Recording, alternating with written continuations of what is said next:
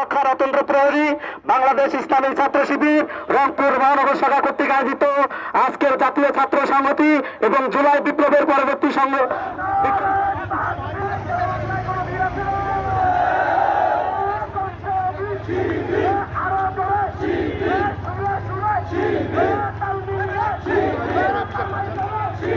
রক্ষা রতন্ত্র প্রহরী বাংলাদেশ ইসলামী ছাত্র শিবির রংপুর মহানগর শাখা কর্তৃক আয়োজিত আজকের জাতীয় ছাত্র সংহতি এবং জুলাই বিপ্লবের পরবর্তী বিক্ষোভ সমাবেশ এবং পরবর্তীতে সমাবেশে উপস্থিত রয়েছেন আজকের এই সমাবেশের সম্মানিত সভাপতি, আমন্ত্রিত মেহমান, প্রধান মেহমান সহ আমার সামনে উপস্থিত ছাত্র জনতা সকলের প্রতি সংগ্রামী সালাম। আসসালামু আলাইকুম রহমতুল্লাহ।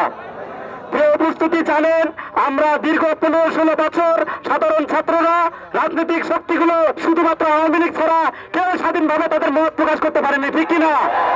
এই রংপুরের পাশেই প্রিয় ক্যাম্পাস রোকেয়া বিশ্ববিদ্যালয়ের কৃতি সন্তান আমাদের শহীদ আবু সাইদের রক্তের বিনিময়ে বাংলাদেশ দ্বিতীয়বার স্বাধীন হয়েছে, ঠিক কিনা? এই স্বাধীনতাকে ভুলণ্ঠিত করার জন্য এই ফ্যাসিস্ট আওয়ামী লীগ সরকার বিভিন্ন ভাবে চক্রান্ত শুরু করেছে, ঠিক কিনা? তারা ইতিমধ্যে বিভিন্ন চক্রান্তে ব্যর্থ হয়ে সর্বশেষ এই ইসকনকে ব্যবহার করে আদালত চত্বরে নিরীহ একজন আইনজীবীকে হত্যা করেছে, ঠিক কিনা? সুতরাং আমরা বলতে চাই ইসকনকে এখনই ছেড়ে দিতে হবে, ঠিক কিনা? আমরা ইসলামী ছাত্র শিবিরের পক্ষ থেকে জোর দাবি জানাচ্ছি ইসকনকে বাংলার জমিন থেকে নিষিদ্ধ করতে হবে। প্রিয় ছাত্র সমাজ, এখন আমাদের ভেদাভেদ করার সুযোগ নাই। আমরা ভেদাভেদ করলে এই ফ্যাসিস্ট সরকার আবারও রুখে দাঁড়াবে, ঠিক কিনা? আমরা এই সরকারের প্রধান উপদেষ্টাকে বলবো, যারা ইতিপূর্বে এই সরকারকে প্রমোট করেছে তারা এখনো ধরাছোঁয়ার বাইরে, ঠিক কিনা? যার জন্য আবারও যদি ডাক আসে, আবারও যদি রক্ত দেওয়া হয়, ইসলামী ছাত্র শিবিরের প্রত্যেকটি জনশক্তি আবারও রাজপথে দাঁড়াবে।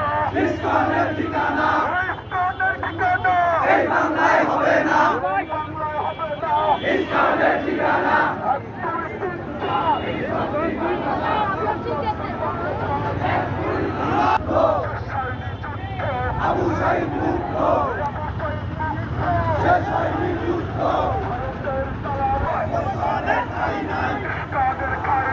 আমার সোনার বাড়ির সঙ্গী, ইসলাম তুই জঙ্গি।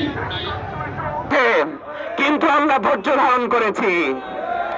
বাংলাদেশ সাম্প্রদায়িক সম্প্রীতির এক অনন্য দেশ। আমরা এখানে হিন্দু মুসলিম কোন ধর্মের ভেদাভেদ করি না। আমরা সংখ্যালঘিষ্ঠের কোন ভেদাভেদ করি না। আমরা মনে করি এই দেশ সকলের দেশ, এই দেশের নাগরিক সকলেই। ফ্যাসিবাদের কোন হত্যাকারী খুনির কোন ধর্ম হয় না। প্রিয় ভাইরা, আমরা দেখেছি ভারতের বাবরি মসজিদ যখন ভাঙা হয়েছে, রাম মন্দির প্রতিষ্ঠা করা হয়েছে, কিন্তু বাংলাদেশে কোনো অরাজকতা হয়নি।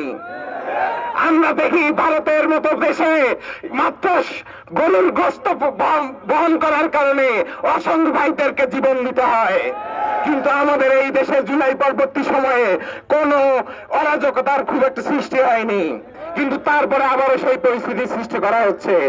প্রিয় ভাইরা, এই পর্যায়ে আমাদের উদ্দেশ্যে বক্তব্য রাখার জন্য অনুরোধ করছি রংপুর জেলা দক্ষিণ শাখার সংগ্রামী সভাপতি আমাদের শ্রদ্ধাভাজন দায়িত্বশীল প্রিয় ভাই মেহেদী হাসান ভাই।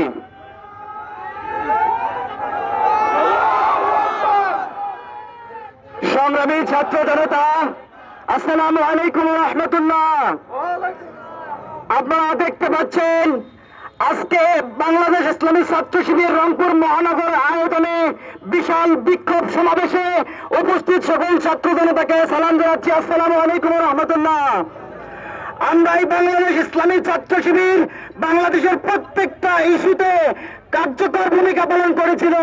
তারই ফলশ্রুতিতে আজকে গতকালকে আমাদের একজন আইনজীবীকে ইসকন নামক সন্ত্রাসী সংগঠন তারা আমাদের সেই আইনজীবীকে জবাই করে হত্যা করা হয়েছে।